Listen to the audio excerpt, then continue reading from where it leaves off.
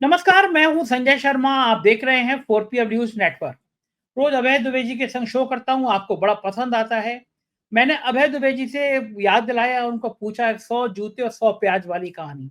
एक आदमी को सजा मिली, राजा के दरबार में गया। राजा ने कहा, बताओ दंड में 100 कोड़े खाओगे, 100 जूते खाओगे, 100 प्याज। उसने कहा, जूता कोड़ा कौन खाए? बोले, महाराज। राजा जी, जय हो, प्याज खा लूंगा। 5 प्याज खा पाया, आंखों से आंसू आने लगे। बोले, खाया नहीं जाएगा, जूते मार लीजिए आप। जहाँ 5 जूते, बोले, रुकिए रुकिए, प्याज खा ले रहा हूँ। आखिर में उसने 100 जूते भी खाए और 100 प्याज भी खाए। इस कहानी का संदर्भ मैंने अभय दुबे जी के साथ इसलिए लिया कि मणिपुर 2 साल से हिंसा की चपेट में था। सरकार बचाने के लिए वहां के मुख्यमंत्री जितना घिनौना काम हो सकता था सब कर रहे थे। महिलाओं के नग्न जुलूस हमने देखे, हत्याओं की बाढ़ हमने देखी, लेकिन सरकार बचा नहीं पाया, राष्ट्रपति शासन लग गया।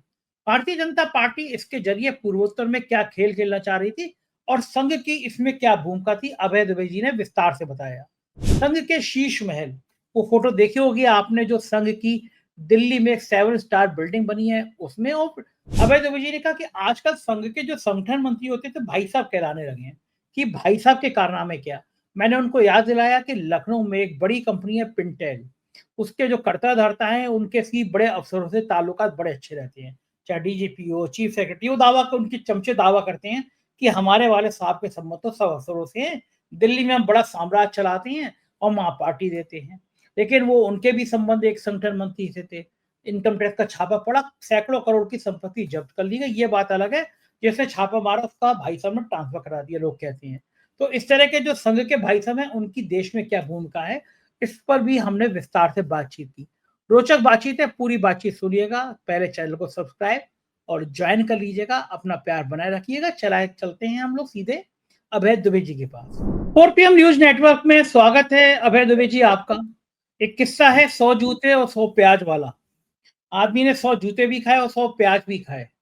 कुछ कुछ मणिपुर में ये सब देखने को मिल रहा है।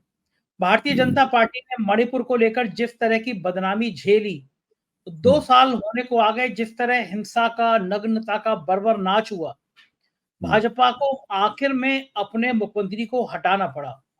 एक बड़ा कारण हाईकोर्ट के चीफ जस्टिस रहे वहां सिद्धार्थ मृदुल जी का भी है। उन्होंने मेरे इंटरव्यू में बाकायदा ये कहा कि मैं मणिपुर का चीफ जस्टिस था और मेरे घर के बाहर 1.5 घंटे तक गोलियां चलती रहीं।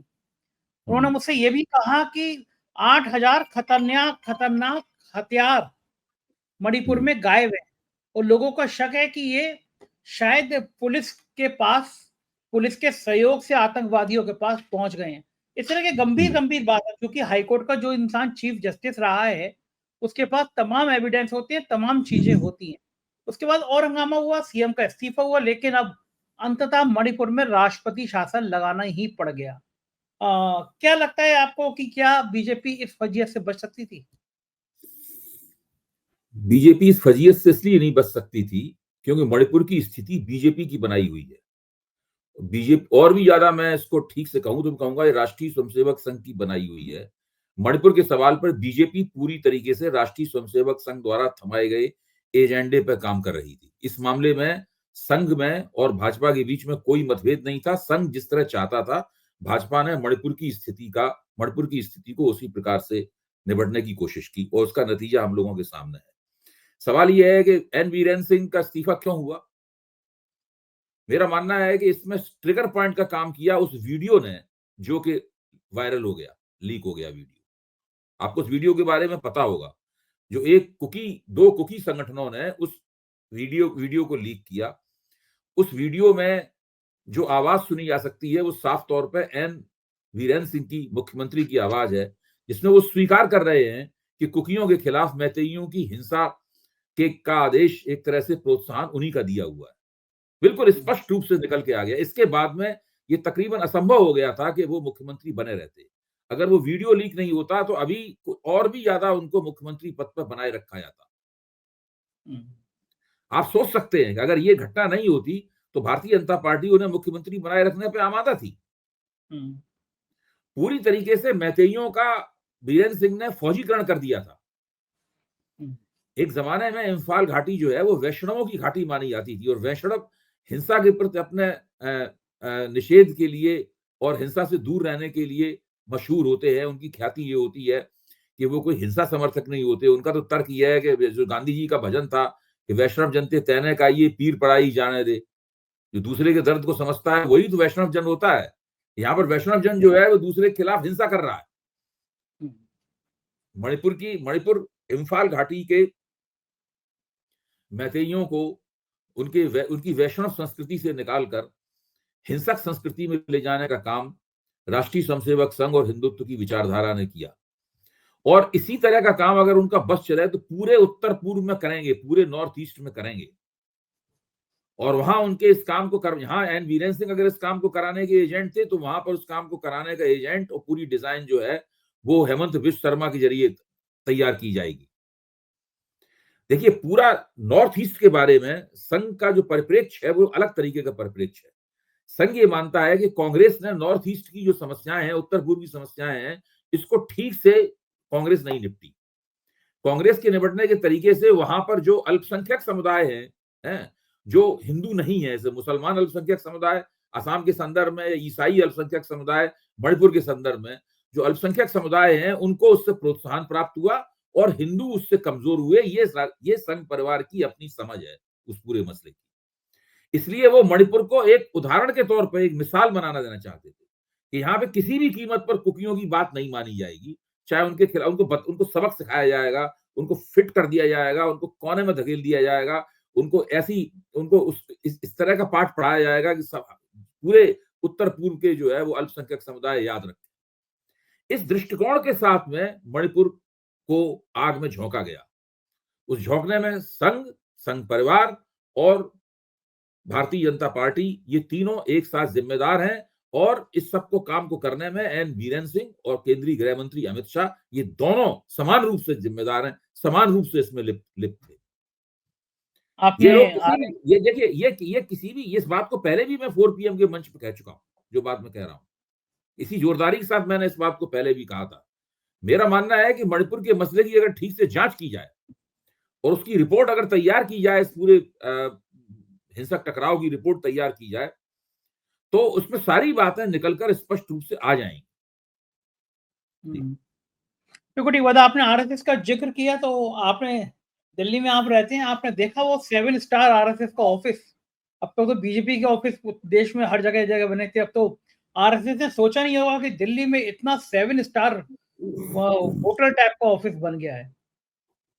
क्या लगता है इतने बड़े सुविधा सत्ता में बीजेपी की सत्ता में आने के बाद केवल इसी बात का एक तखमीना लगाया जाए, जांच की जाए कि भारतीय जनता पार्टी और संघ परिवार के संगठनों ने कौन कौन सी संपत्तियां अर्जित की हैं, उनके पास कितनी बिल्डिंगें हैं इस वक्त, उन बिल्डिंगों के इंटीरियर के ऊपर कितना रुपया खर्च हुआ है, बिल्डिंगें बनवाने पे कितना रुपया खर्च हुआ है, और सत्ता में आने से पहले ये लोग किन बिल्डिंगों में रहते थे, किन बिल्डिंगों में इनके दफ्तर थे।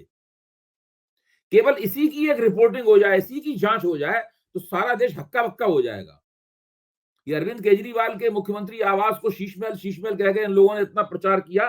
इन लोगों ने कितने शीश महल बनवाए हैं इस पूरे देश में, इस बात का ये बात भी लोगों के सामने आनी चाहिए। लेकिन जांच कौन कराएगा? ये तो पत्रकारों की जिम्मेदारी है, ये तो सोशल मीडिया की जिम्मेदारी है, ये विपक्षी दलों की भी जिम्मेदारी है कि वो इन तथ्यों को लोग सामने लाएं। मतलब आपका कहना है कि देखिए, सारे विपक्षी दलों को भारतीय जनता पार्टी भ्रष्ट कहती है। नरेंद्र मोदी कहते हैं सारे विपक्षी दल भ्रष्ट हैं। विपक्षी दलों को बुरा लगना बंद हो गया है इस बात का। हाँ, ये तो कहती है।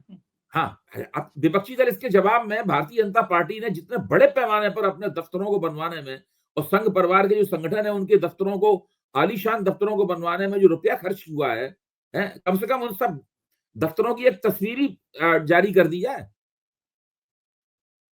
ठीक बात भाई, है। मैं एक बार संस्कार भारती के दफ्तर में गया, कई साल पहले की बात है, नई सत्ता में आए थे उस वक्त, और मुझे जो बात करनी थी मैंने वहां जाके की।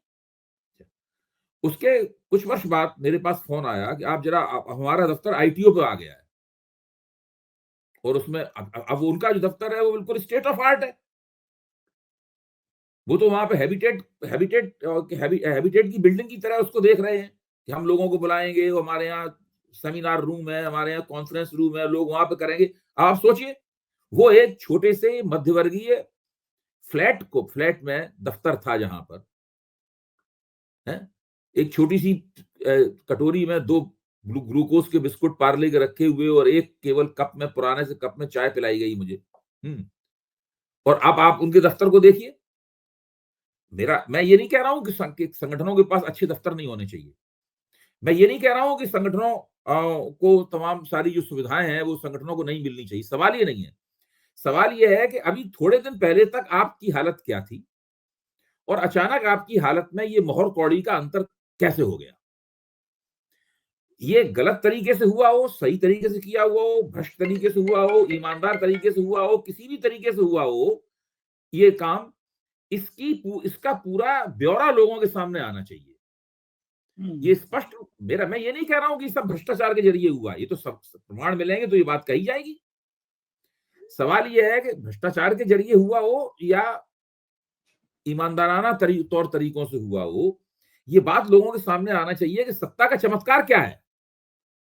ठीक बात है, सत्ता कैसे जादू कर देती है। हाँ, ये जादू कैसे हुआ? अच्छा, संघ तो अपने आप को ईमानदार अटल बिहारी कहता है, वाजपेयी भी 6 साल तक सत्ता में रहे थे, तब ये जादू नहीं हो पाया था।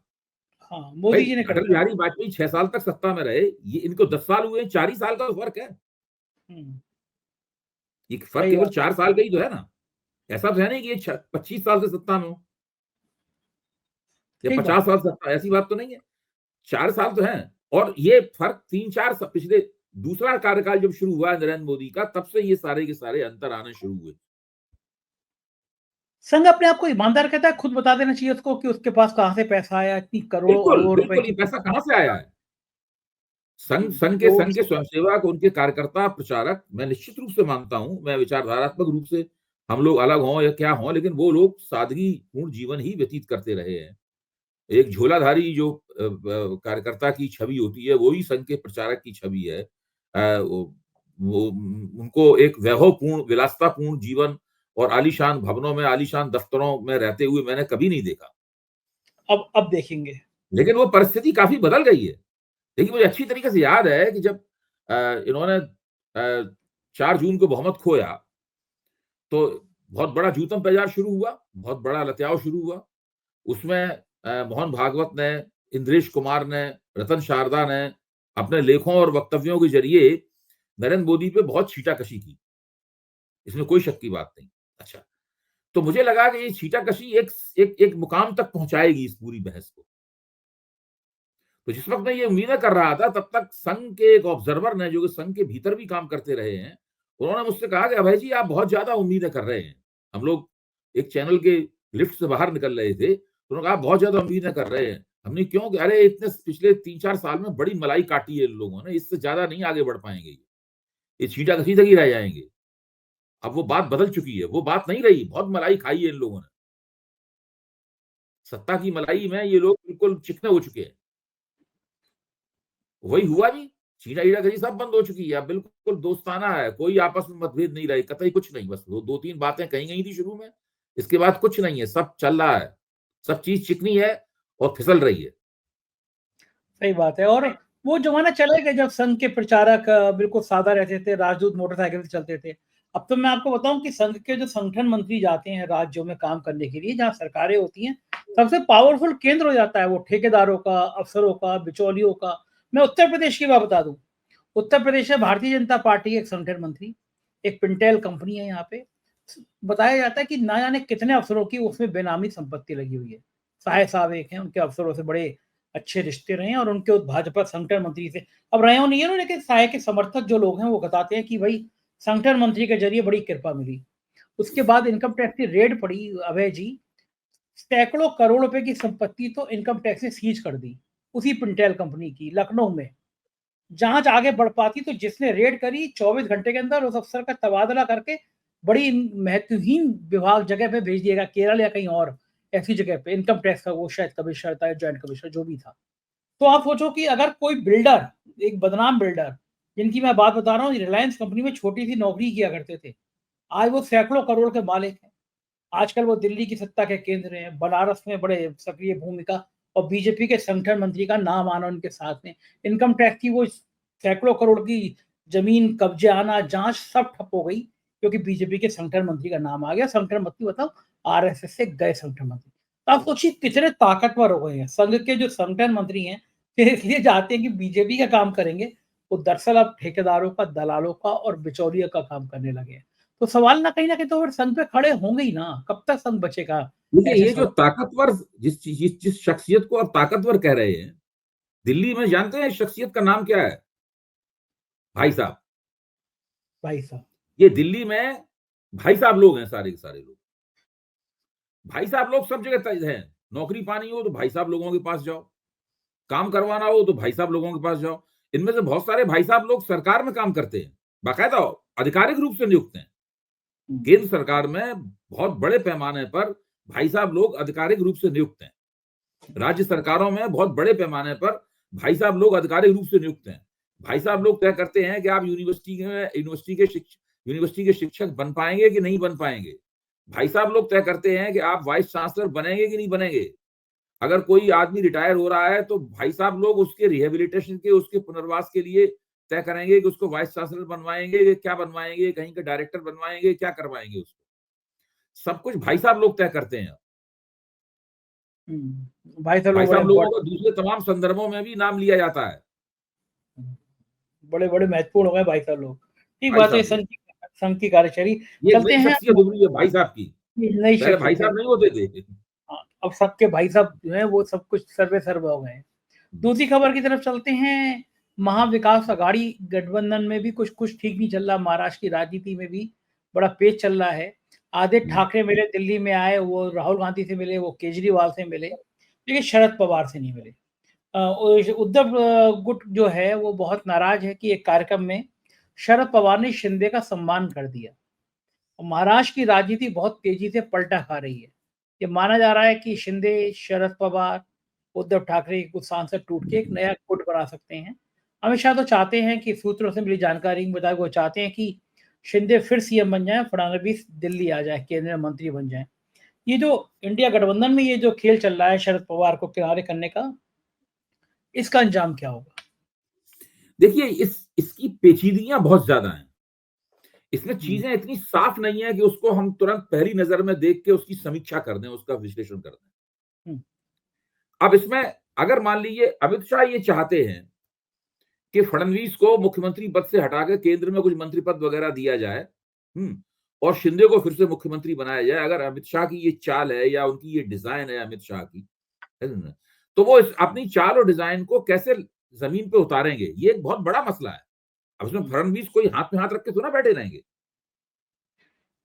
हुँ। क्योंकि ये तो अगर अमित शाह अभी चाहते, इसका मतलब पहले भी ये चाहते रहे होंगे। हम हाँ, लोग बिल्कुल जानते हैं कि वो चाहते रहे थे, तो उस हुँ, वक्त तो उसको लागू नहीं कर पाए। हुँ, यहाँ तक उन्हें चुनाव प्रचार के दौरान कहना पड़ा कि फडणवीस ही बनेंगे मुख्यमंत्री, अमित शाह को भी कहना पड़ा। हुँ, मोदी ने भी कहा और अमित शाह ने भी कहा, दोनों ने ये कहा। हुँ, तो ये तो उनकी तरफ से तो ये बात है। और जहां तक इधर इनका महाविकास अघाड़ी का सवाल है, आप इस बात को जरा सोचिए कि अजीत पवार जो हैं आदित्य ठाकरे को या उद्धव ठाकरे को अपने किसी कार्यक्रम में निमंत्रित करें, तो उसके दो प्रतिक्रियाएं होंगी। एक तो कहें भाई हम आपके कार्यक्रम में नहीं आते, अजीत पवार। एक हो सकती है कि वो चले जाएं उनके कार्यक्रम में। हुँ, अगर वो उनके कार्यक्रम में चले जाएं तो इस पर शरद पवार बुरा मान जाए कि तुम उनके कार्यक्रम में क्यों गए। बिल्कुल मान जाएँगे। हाँ, तो अब ये जो पूरी परिस्थिति है ना, ये परिस्थिति कुछ अजीब सी है। मैं तो उद्धव ठाकरे की शिवसेना है, उसकी इस प्रतिक्रिया को बहुत मतलब बहुत सही नहीं मानता। भाई एक उप मुख्यमंत्री है जो मुख्यमंत्री रह चुका है। शरद पवार महाराष्ट्र की राजनीति के बहुत ही सीनियर और वरिष्ठ नेता हैं। लगभग वो सब लोगों के लिए पिता समान और बड़े भाई समान है शरद पवार। सीनियर मोस्ट, उनसे ज्यादा वरिष्ठ तो कोई है नहीं। हुँ, उसके बाद में वो थोड़ा राजनीतिक संकट के भी शिकार हैं इस वक्त। उनकी पार्टी हार गई है। उनका भतीजा जो उसके उनके मुकाबले दबा हुआ था, वो बड़ा नेता बन गया है उनके मुकाबले। तो ऐसी हुँ, स्थिति में अगर जो एक पूर्व मुख्यमंत्री और मौजूदा उप मुख्यमंत्री और एक ऐसा व्यक्ति जो कि दरअसल फडणवीस के खिलाफ खड़ा हुआ है सत्ता की राजनीति में, वो उनको अपने किसी कार्यक्रम में बुलाता है और आग्रह करता है कि आप मैं आपके हाथ से सम्मानित होना चाहता हूं, तो अकलमंदी तो सही यही बात है। होगी, शरद पवार उसको सम्मानित कर दें जाके। हुँ, ठीक बात। आप सोचिए, मैं जो बात कह रहा हूं उसको सोचिए। अकलमंदी इसमें इसमें थोड़ा अकलमंदी होगी, नहीं हम नहीं आते आपके कार्यक्रम में, हम तो अलग मोर्चे में, आप अलग मोर्चे में, मुंह फुला के बैठ जाएं। मुंह फुला के बैठ जाएं। अकलमंदी तो मेरे ख्याल से तो शरद पवार ने जो कदम उठाया वो कदम ज्यादा बुद्धिमानी का कदम है, उसके पीछे राजनीतिक समझदारी ज्यादा है, बजाय इसके कि वो ये शिकायतें जो करते फिर रहे हैं इधर-उधर, इनकी राजनीतिक समझदारी ज्यादा नहीं है इसके पीछे। हाँ ठीक है, वो कुछ उद्धव ठाकरे थोड़े गुटजो सेंसिटिव भी है। पिछले दिनों में समाजवादी पार्टी और उद्धव गुट अरे में भाई, भी एकनाथ तकरार हो शिंदे की गई। वजह से उनकी सरकार टूटी वगैरह, तो उस मामले में वो काफी नाजुक हाँ, मिजाज हो गए, स्वाभाविक हाँ, ही है। लेकिन अब सवाल ये, राजनीति जो है ना, राजनीति तो अपनी गति से चलेगी। वो आप अगर मान लीजिए इस एक किसी खास मामले पे आपकी आपकी तुनक मिजाजी का राजनीति, उसके हिसाब से तो राजनीति नहीं चलेगी ना। और हाँ, शरद सही पवार बात है। आपकी मर्जी से थोड़ा ना आप अपनी राजनीति तय करेंगे। ठीक बात है, जो उन्हें करना है करना, वो करेंगे ही करेंगे। नहीं, मुझे लगता ये है कि मुझे, अगर हम जो उन्होंने किया उसकी हम समीक्षा करें, तो मुझे लगता है कि उनका काम ज्यादा अकलमंदीपूर्ण है। हाँ, सही बात है। बिहार को लेके बड़ा फोकस है। आदित्य ठाकरे ने कहा कि भाई इंडिया गठबंधन मजबूत रहना चाहिए, ईमानदारी से चुनाव नहीं होते हैं, बेईमानी का ज़िक्र किया। ये सब बातें कि बिहार को लेके ज़्यादा सेंसिटिव हैं। अभी से बिहार के चुनाव की गोटियाँ बिछने लगी हैं। देखिए, अब तो इस पूरी साल में एक ही चुनाव होना बाकी है, और वो बिहार का चुनाव है। वो बहुत ही महत्वपूर्ण चुनाव है, क्योंकि आपको याद होगा कि 2015 में जब भारतीय जनता पार्टी दिल्ली का चुनाव भी बुरी तरह हार गई थी और बिहार का चुनाव भी बुरी तरह हार गई थी, तो नरेंद्र मोदी के नेतृत्व पर सवालिया निशान लग गया था। इस बार उन्होंने 2025 में उन्होंने दिल्ली का चुनाव जीत लिया, तो एक बाधा तो उन्होंने पार कर ली। दूसरी सबसे बड़ी बाधा है जो साल के अंत में बिहार का चुनाव होने वाला है। बिहार का चुनाव जीतना उन्हें दिल्ली के चुनाव जीतने से भी ज्यादा महत्वपूर्ण है। हाँ, सबसे बड़ा तो बड़ा हाँ, क्योंकि राज्य है। बिहार बहुत बड़ी चीज है, हुँ, और बिहार में ज्यादा पेचीदगियां हैं। हुँ, बिहार में पेचीदगियां बहुत ज्यादा हैं। नीतीश कुमार एक इस तरह की हस्ती हैं, इस तरह की शख्सियत हैं, कि वो आपको कितने भी नापसंद हो, फिर भी आप उनके साथ रहने के लिए मजबूर हैं। हुँ, भाजपा में कोई नीतीश कुमार को पसंद नहीं करता, फिर हुँ, भी उनको नेता मानना पड़ता है, उनको तरजीह देनी पड़ती है, उनको मुख्यमंत्री बनाना पड़ता है। वो एक अजीब सी परिस्थिति है वहां बिहार के अंदर। तो उसमें हुँ, हमेशा ही एनडीए के अंदर एक असहजता रहती है एक दूसरे के प्रति। हुँ, सारे बीजेपी वालों का मन है कि आज तुरंत दौड़ के जाएं, नीतीश कुमार को कुर्सी से खींच के नीचे दे मारें। सब चाहते हैं ये, हाँ, हाँ, लेकिन कोई ये करने की स्थिति में है नहीं। तो मन ही मन हुँ, सब लोग कुड़ते रहते हैं। अच्छा, उनको समझ लगता रहा हूँ। है कि जिस दिन नीतीश कुमार हमसे नाराज हो गए और जाके अगर तेजस्वी के साथ खड़े हो गए, तो उसी दिन ये चुनाव हार जाएंगे। उनके हुँ, 16% वोट जो है वो तेजस्वी के साथ जैसी मिले, वैसी पता लगा भाजपा चारों खाने चित। तो 16% का जो खेल है वो उससे संभल नहीं रहा है किसी से। अच्छा, ये बीच-बीच में जो जहां तक सवाल इस बात का है कि चुनाव बेईमानी से हो रहे हैं, वोटर लिस्टों में बहुत फेरबदल हो रहा है, चुनाव आयोग ठीक से काम नहीं कर रहा है, और बिहार चुनाव में भी यही सब होगा। तो बिहार इस वक्त फरवरी चल रही है, यानी फरवरी का महीना अभी आधा भी खत्म नहीं हुआ है। इसके बाद में बहुत कई महीने बाकी हैं बिहार के चुनाव में। अगर विपक्ष सारे देश में घूम घूम कर इस सवाल को मुद्दा बनाए कि चुनाव स्वतंत्र और निष्पक्ष होने चाहिए, चुनाव आयोग को स्वतंत्र और निष्पक्ष होना चाहिए, वो भाजपा के हाथ में बिका हुआ चुनाव आयोग नहीं होना चाहिए। अगर सारे देश में घूम के मुद्दा बनाए, इसका दबाव बनाए बुरी तरीके से, तो फिर वो चुनाव स्वतंत्र और निष्पक्ष करने के लिए चुनाव आयोग मजबूर हो सकता है। इसके लिए आपको जम के राजनीति करनी होगी। इस मुद्दे के इर्द गिर्द विपक्ष की एकता कायम करनी होगी, आंखें खुली रखनी होगी तेजस्वी यादव को, जो कि भाजपा के खिलाफ सबसे बड़ी ताकत है वहां पर, हुँ, कि भाई वोटर लिस्टों में हेर फेर कहाँ किया जा रहा है, क्या नाटकबाजी चल रही है, सब बातें पता होनी चाहिए। जैसे आम आदमी पार्टी ने दिल्ली में किया, अब आम आदमी पार्टी इस वक्त ये आरोप नहीं लगा रही कि वोटर लिस्टों की हेर फेर के कारण हम हार गए चुनाव, हाँ, ये आरोप क्योंकि नहीं उसको लगाया। पता है कि उसने उसको रोक दिया था। वो पता है उसने रोक दिया था उसको, वो चुनाव दूसरे हुँ, कारणों से हारी है। हुँ, तो ये इस वक्त गेंद जो है वो तेजस्वी यादव के पाले में है, कांग्रेस के पाले में है, और उन उन शक्तियों के पाले में है जो कि भारतीय जनता पार्टी के खिलाफ वहां पर खड़ी हुई हैं। इसके लिए उन्हें बाकायदा योजनाबद्ध तरीके से प्रतिबद्ध होकर राजनीति करनी होगी। हाँ, ठीक बात है। और वो ये यही तो वो लग रहा है कि चारा फेंक रहे हैं नीतीश कुमार को कि तुम हमारी हम्म, तरफ आ जाओ, तुम हमारी तरफ आ जाओ। जबकि नीतीश कुमार के बारे में इतना देखिए, कहा आज जाता की है कि तारीख में तो मुझे नहीं लगता कि नीतीश कुमार एनडीए छोड़ के जाएँगे, बशर्ते एनडीए ही उन्हें धक्का ना दे। एनडीए अगर क्यों एनडीए धकेलेगा? नहीं, वही तो कह रहे हैं, एनडीए क्यों धक्काएगा? इस विधानसभा चुनाव में तो नहीं धकेलने वाला है। हाँ, इसके उनको पता है कि देखिए, अगले चुनाव तक जब तक भारतीय जनता पार्टी को ये विश्वास नहीं हो जाएगा कि एनडीए छोड़ने पर नीतीश कुमार के वोट घट के 5% रह जाएँगे। जिस दिन उसे ये विश्वास हो गया कि एनडीए से अगर हमें निकाल देंगे तो ये 5-6% से ज़्यादा वोट नहीं खींच पाएँगे, उस दिन निकाल दिया जाएगा उनको। कोई दुनिया की सबसे खूबसूरत आदमी तो है नहीं, जिनकी खूबसूरती के आकर्षण में उनको रखा जाए एनडीए में। सही बात।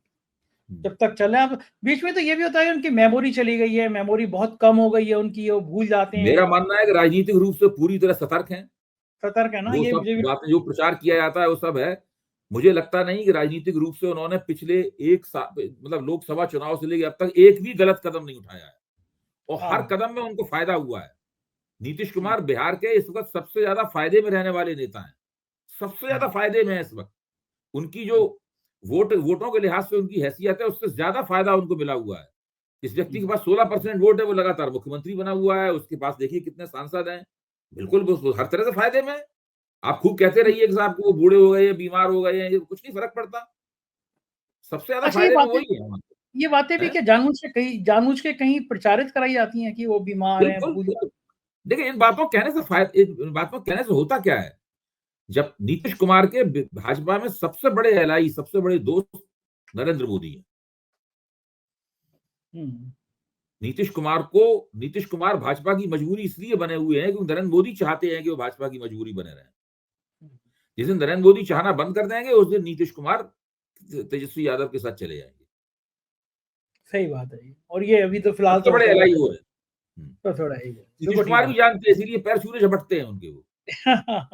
वो स्टाइल बहुत अच्छा लगता है, लपक के पैर छूते हैं, वो स्टाइल हाँ, बहुत अच्छा होता वो इसीलिए वो लोग कहते हैं भाई ये क्या कर रहे हैं? नीतीश कुमार जानते हैं इसी बंदे की वजह से मैं एनडीए में हूँ और मुख्यमंत्री बना हुआ हूँ।